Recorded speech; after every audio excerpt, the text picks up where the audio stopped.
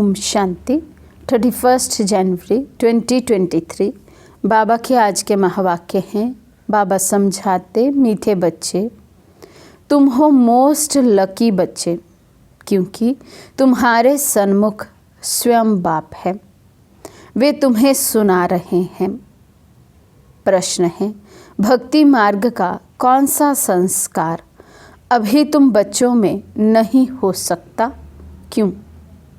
बाबा समझाते, भक्ति मार्ग में जिस भी देवी या देवता के पास जाएंगे उससे कुछ ना कुछ मांगते ही रहेंगे।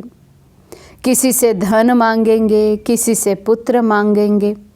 ये मांगने के संस्कार अभी तुम बच्चों में नहीं हो सकते, क्योंकि बाप ने संगम पर तुम्हें कामधेनु बनाया है। तुम बाप समान सबकी मनोकामनाएं पूर्ण करने वाले हो। तुम स्वयं के प्रति कोई आशा नहीं रख सकते। तुम जानते हो, फल देने वाला एक ही दाता बाप है, जिसे याद करने से सब प्राप्तियां हो जाती हैं। इसलिए मांगने के संस्कार समाप्त हो जाते हैं। गीत है ओम नमो शिवाय। ओम शांति। भगवान उवाच। अब अच्छी रीति समझकर फिर समझाने के लिए एक गीता शास्त्र ही है। शास्त्र तो बनाया है मनुष्यों ने, परंतु राजयोग मनुष्य नहीं सिखाते। बाप कहते हैं, मैंने ही 5000 वर्ष पहले भी तुम भारतवासी सिकी लधे बच्चों को राजयोग सिखाया था। सिकी लधे का अर्थ तो समझाया है कि तुम ही पूरे 84 जन्म लेकर फिर आए मिले हो। 5000 वर्ष पहले भी तुम मिले थे और तुम आकर ब्रह्मा मुख वंशावली अर्थात ब्राह्मण ब्राह्मणी बने थे। अब डायरेक्ट बोलते हैं। वे गीता पाठी आदि ये बातें नहीं करेंगे।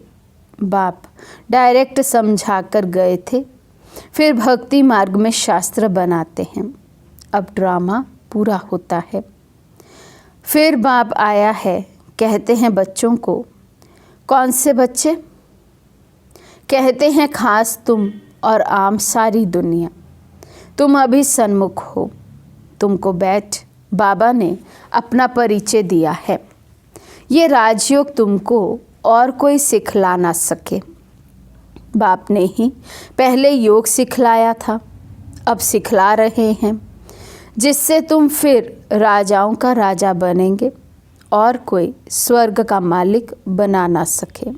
केवल और केवल बाबा ही हैं जो आकर हम आत्माओं को परिवर्तित करते हैं, विश्व को परिवर्तित करते, हमें पतित से पावन बनाते हैं, विश्व का मालिक बनाते हैं।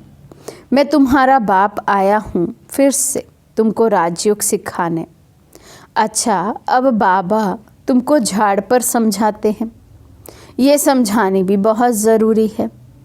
इनको कल्प वृक्ष कहा जाता है। बाप कहते हैं, ये मनुष्य सृष्टि रूपी झाड़ कल्प वृक्ष है। वे गीता सुनाने वाले कहेंगे, भगवान ने ये कहा था, और तुम कहेंगे, भगवान ये कह रहा है। ये है मनुष्य सृष्टि का झाड़। इसमें कोई फल फ्रूट आम आदि नहीं है। उस फल फ्रूट का झाड़ तो जो होता है उनका बीज नीचे, झाड़ ऊपर में होता है। इनका बीज ऊपर और झाड़ नीचे है। शिव बाबा बीज रूप ऊपर और झाड़ हम आत्माएं नीचे। कहते भी हैं, ईश्वर ने हमको पैदा किया है, अर्थात बाप ने बच्चे दिए हैं, बाप ने धन दिया है। बाबा आप हमारे सब दुख दूर करो। बाबा बाबा कहते रहते हैं। लक्ष्मी नारायण के आगे जाते हैं, उनसे भी मांगते हैं, महालक्ष्मी हमको धन दो। ये सब मांगने के संस्कार हैं। जगदम्बा से कोई पुत्र मांगेंगे तो कोई कहेंगे हमारी बीमारी दूर करो। लक्ष्मी के आगे ऐसी आशाएं नहीं रखेंगे, उनसे सिर्फ धन मांगते हैं। ये तो तुम जानते हो। जगत अम्बा सो लक्ष्मी, सो फिर 84 जन्मों का चक्र लगाकर फिर जगत अम्बा बनती है। झाड़ में देखो जगत अम्बा बैठी है। यहाँ फिर महारानी बनेगी ज़रूर। तुम बच्चे भी राजधानी में आएंगे। तुम कल्प वृक्ष के नीचे बैठे हो, संगम पर फाउंडेशन लगा रहे हो। कामधेनु के तुम बच्चे ही सबकी मनोकामनाएं पूर्ण करने वाले हो। तुम भारत माता शक्ति सेना हो। इसमें पांडव भी हैं। बच्चों को समझाया गया है कि एक बाप को ही याद करना है। देने वाला एक बाप है। भल तुम किसी की भी भक्ति करो, किसी को भी याद करो, परंतु फल देने वाला फिर भी एक ही दाता है। वही सब कुछ देता है। भक्ति मार्ग में तुम लक्ष्मी नारायण की, श्री कृष्ण की पूजा करते हो। कृष्ण को झुलाते भी हो, प्यार करते हो। उनसे तुम क्या मांगेंगे? तुम चाहते हो हम उनकी राजधानी में जाएं, अथवा हमको श्री कृष्ण जैसा बच्चा मिले। गाते हैं भजो राधे गोविंद चलो वृंदावन।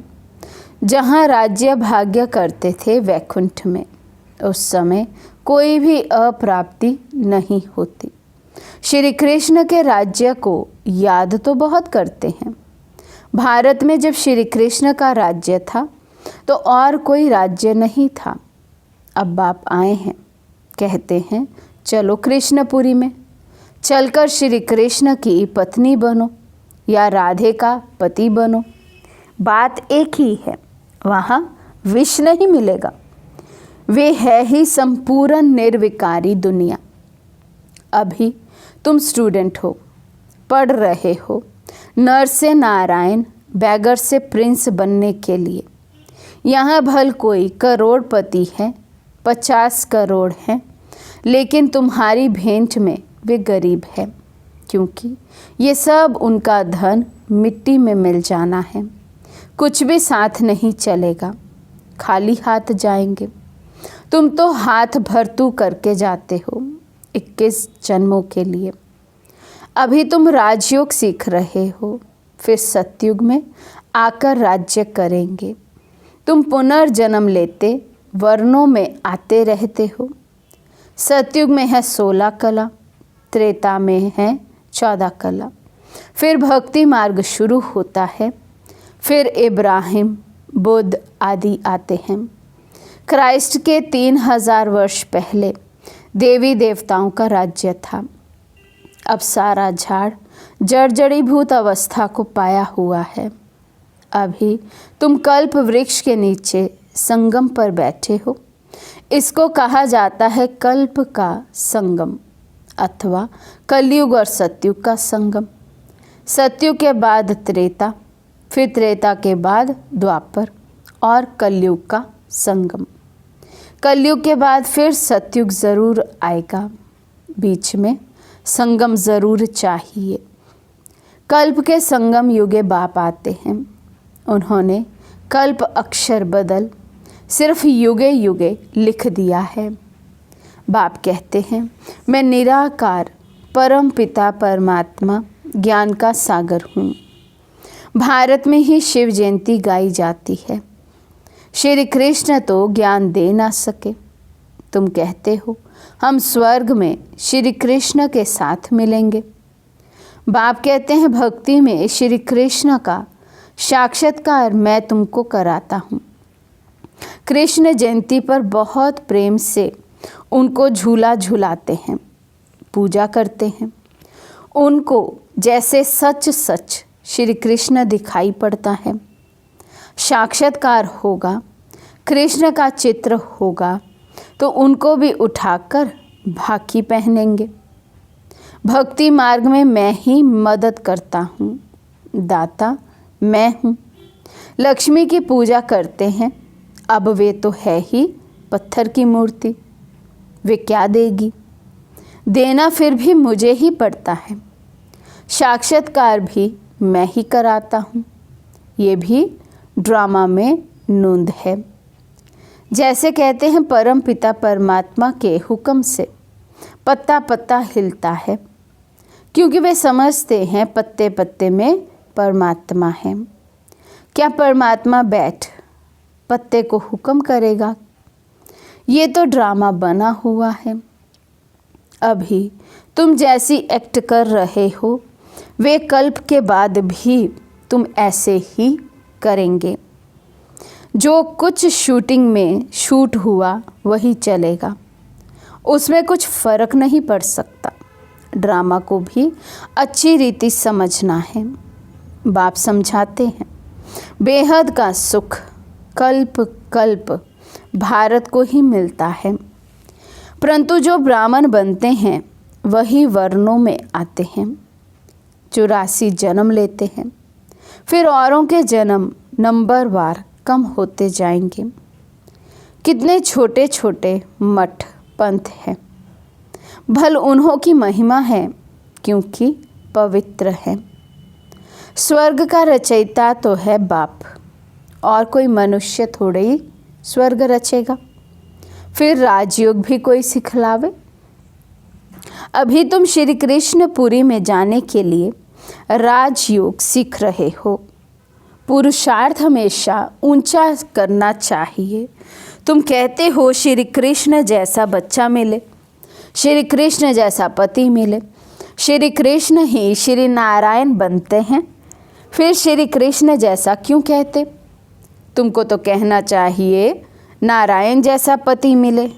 नारद ने भी कहा हम लक्ष्मी को वरें, राधे के लिए नहीं कहा। बाप समझाते हैं तुमको श्री कृष्णपुरी चलना है तो खूब पुरुषार्थ करो। वे है श्री कृष्ण का दैविक कुल, कंस का है आसुरी कुल। तुम अभी हो संगम पर। शूद्र संप्रदाय तो ब्राह्मण ब्राह्मणी कहला ना सके। जो ब्राह्मण ना कहलाए वे शूद्र वर्ण के हैं। भारत की ही बात है। भारत ही स्वर्ग बनता, फिर भारत ही नरक बनता है। लक्ष्मी नारायण को भी 84 जन्म ले रजो तमो में आना ही है। जबकि वे भी चक्र में आते हैं तो बुद्ध आदि वापस निर्वाण धाम में कैसे जा सकते? कोई तो कह देते कृष्ण सर्वव्यापी है, जिधर देखो कृष्ण ही कृष्ण है। राम के भगत कहेंगे राम सर्वव्यापी है, वे कृष्ण को नहीं मानेंगे। बाबा के पास एक राधा पंथी आया था, कहता था राधे ही राधे, राधे हाजिरा हजूर है, तेरे में मेरे में राधे ही राधे है। गणेश का पुजारी कहेगा तेरे में मेरे में गणेश ही गणेश है। क्रिश्चियन फिर कहते क्राइस्ट गॉड का सन है। अरे क्राइस्ट सन था तो तुम किसके सन हो? अर्थात बच्चे हो। अनेक मतांतर हैं, रास्ता कोई को भी मिलता नहीं, सिर्फ माथा टेकते भटकते रहते हैं। मुक्ति जीवन मुक्ति भगवान ही देंगे ना, उनसे हम क्या मांगे? कोई को पता ही नहीं। बाप को ना जानने कारण निधन के बन गए हैं, फिर धनी आकर धन का बनाते हैं। मनुष्य कितने धक्के खाते हैं, समझते हैं भक्ति से भगवान मिलेगा। बाप कहते हैं मैं आता ही हूँ अपने समय पर, भल कोई कितना भी पुकारे, परंतु मैं आता हूँ संगम पर। एक ही बार भारत को स्वर्ग बनाए सबको शांति में भेज देता हूँ। फिर नंबरवार अपने अपने समय पर आते हैं। जो देवी देवता थे वे भी सब आत्माएं बैठी हुई हैं, फिर से अपना राज्य भाग्य ले रहे हैं। अभी तो देवी देवता धर्म ही नहीं है, सब अपने को हिंदू कहलाने लग पड़े हैं। ड्रामा अनुसार फिर भी ऐसा होगा। जो कुछ हो चुका है वे फिर रिपीट होगा। फिर ऐसे हम चक्र में आएंगे, इतने जन्म लेंगे, हिसाब निकालो। हर एक धर्म वाले पीछे कितने जन्म लेंगे। झाड़ पर समझाना बहुत सहज है, आपे ही मनुष्यों को टच होगा कि कोई की प्रेरणा से ये विनाश ज्वाला की तैयारी हो रही है। यूरोपवासी यादव बॉम्ब्स बनाते हैं, वे भी कहते हैं हमको कोई प्रेरणा देने वाला है। हम जानते हैं कि इससे हम अपने ही कुल का विनाश करते हैं। ना चाहते हुए भी ये मौत का सामान बनाते हैं। धीरे धीरे प्रभाव पड़ेगा, धीरे धीरे झाड़ बढ़ता है ना। कोई कांटे से कली, कोई फूल बनते हैं। कोई कोई फूलों को भी तूफान लगता है तो मुरझा जाते हैं। बाबा ने कल्प कल्प कहा था, आश्चर्यवत सुनंती कथंती भागंती। अब फिर बाबा खुद कह रहे हैं, हमारे पास आवंती, ब्रह्मा कुमार कुमारी बनंती कथंती, फिर भी अहो मम माया, अच्छे अच्छे बच्चों को खावंती। आगे चलकर देखना कैसे अच्छे अच्छे बच्चे भी खत्म हो जाते हैं। जो पास्ट हो गया सो फिर अब प्रेजेंट में बाप समझाते हैं। फिर भक्ति मार्ग में शास्त्र बनाएंगे। ये ड्रामा ऐसा बना हुआ है। अब बाप आकर ब्रह्मा द्वारा सभी वेदों शास्त्रों का सार समझा रहे हैं। जो धर्म स्थापन करते हैं उनके नाम पर ही शास्त्र बनाते हैं, उनको धर्म शास्त्र कहा जाता है। देवी देवता धर्म का शास्त्र एक ही गीता है। हर एक धर्म का एक शास्त्र होना चाहिए। श्रीमद् भगवद गीता ठीक है, भगवानुवाच है। भगवान ने आदि सनातन देवी देवता धर्म की स्थापना की। ये है सबसे प्राचीन धर्म। हर एक धर्म का अपना अपना शास्त्र है और पढ़ते रहते हैं। अभी तुम देवता बनते हो, लेकिन तुमको शास्त्र पढ़ने की दरकार नहीं। वहाँ शास्त्र होता ही नहीं। ये सब खत्म हो जाएगा। फिर गीता कहाँ से आई? द्वापर में बैठ मनुष्यों ने बनाई। जो गीता अभी है फिर भी वही गीता खोज कर निकालेंगे। जैसे कल्प पहले बनाई है वैसे फिर ये शास्त्र बनेंगे। भक्ति मार्ग की सामग्री बनती ही जाएगी। बाबा समझाते हैं, सिकी लदे बच्चे, मुझ बाप की श्रीमत पर चल श्रेष्ठ बनो। तुम अभी संगम युग पर राजयोग सीख रहे हो, जबकि कलयुग को सतयुग बनाना है। उन्होंने कल्प की आयु लंबी बताए सभी को घोर अंधियारे में डाल दिया है। मनुष्य तो मूंझे हुए हैं। ड्रामा अनुसार तुम बच्चों को ही बेहद के बाप से वर्षा लेना है। बाबा ने बहुत युक्तियां बताई हैं। सिर्फ बाबा को याद करो, चाट रखो। भोजन बनाने समय भी याद करो। भोजन बनाने समय पति बच्चा याद पड़ता है तो शिव बाबा क्यों नहीं पढ़ सकता? ये तुम्हारा काम है। बाबा बुद्धि की सीढ़ी देते हैं, फिर चढ़ो ना चढ़ो, ये है तुम्हारा काम। जितना याद करेंगे उतनी सीढ़ी चढ़ते जाएंगे, नहीं तो इतना सुख नहीं मिलेगा।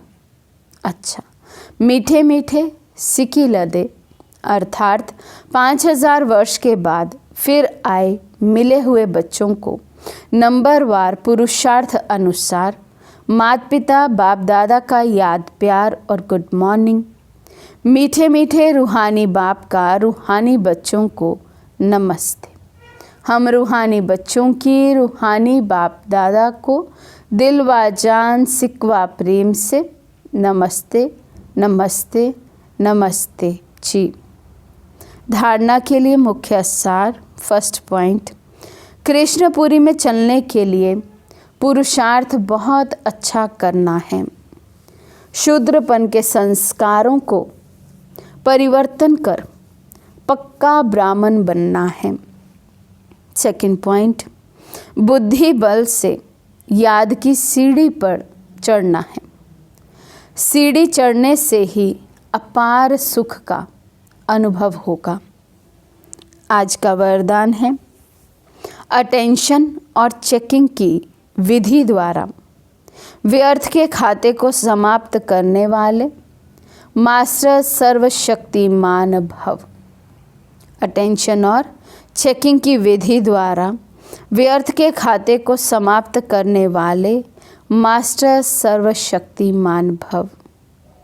ब्राह्मण जीवन में व्यर्थ संकल्प, व्यर्थ बोल, व्यर्थ कर्म, बहुत समय व्यर्थ गवा देते हैं। जितनी कमाई करना चाहो उतनी नहीं कर सकते। व्यर्थ का खाता समर्थ बनने नहीं देता है। इसलिए सदा इस स्मृति में रहो कि मैं मास्टर सर्वशक्तिमान हूँ। शक्ति है तो जो चाहे वो कर सकते हैं। सिर्फ बार बार अटेंशन दो।